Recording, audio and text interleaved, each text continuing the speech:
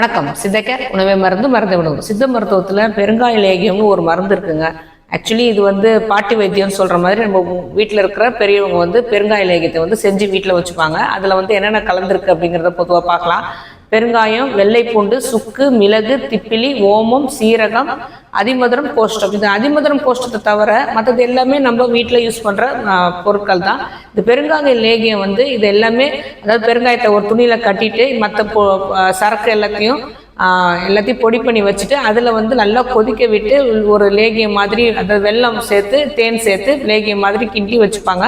தொடர்ந்து 1 மாத காலம் இல்லைன்னா 48 நாள் தொடர்ந்து சாப்பிட்டா உடம்புல உள்ள எல்லா வாய்வு பிரச்சனையும் தீர்ந்துடும் அப்படிங்கிறது சித்த மருத்துவர்களே சொன்னது. அந்த சித்தர்கள் இதை பெருங்காய லேகியங்கிறதே குறிப்பு எழுதி வச்சுருக்காங்க. இதை பார்த்து தான் பெரியவங்க இதை செஞ்சு வீட்டில் வச்சுப்பாங்க.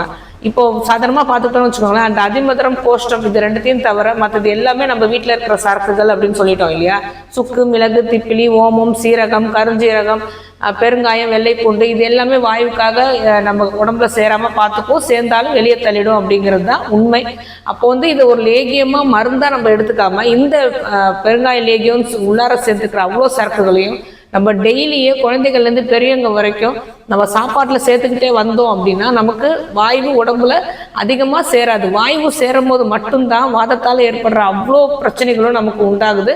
மூட்டு வலியிலேருந்து, தசை பிடிப்புலேருந்து, வயிற்று வலியிலேருந்து, செரிமானம் ஆகாததுலேருந்து எல்லாமே இந்த வாயு பிரச்சனையால் வர விஷயங்கள் தான். அப்போது இந்த பொருட்களை நம்ம டெய்லி சாப்பாட்டில் சேர்த்துக்கிட்டே வரணும். அதனால தான் நம்ம சமைக்கும் போதே பாருங்களேன், பருப்பு தோரம் பருப்பு வாயுங்கிறதுல தான் அதில் வெள்ளை பூண்டோ பெருங்காயமோ சேர்த்து போட்டு சமைப்போம்.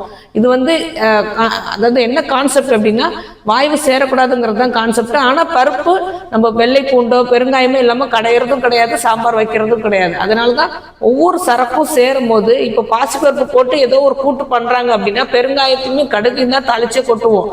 அப்போ இந்த மாதிரி மட்டும்தான் நம்ம உணவை மருந்தா மாற்றி நம்ம செஞ்சுக்கிட்டே வரும்போது நம்ம உடம்பும் சரி மனதும் சரி நல்ல சீரா சாப்பிட்ற சாப்பாடை செரிமானம் ஆக்கி மனம் எழுந்து ஒரு நிலையா செயல்படும் போது எல்லா ஹார்மோன்ஸும் சரியா சுரக்கும் போது நமக்கு நோயில்லா வாழ்வு வாழலாம், ஆரோக்கியமே வாழ்வோம். வேற எதை பத்தி பேசணும் நீங்க நினைச்சாலும் சரி தாராளமா கமெண்ட் பண்ணுங்க.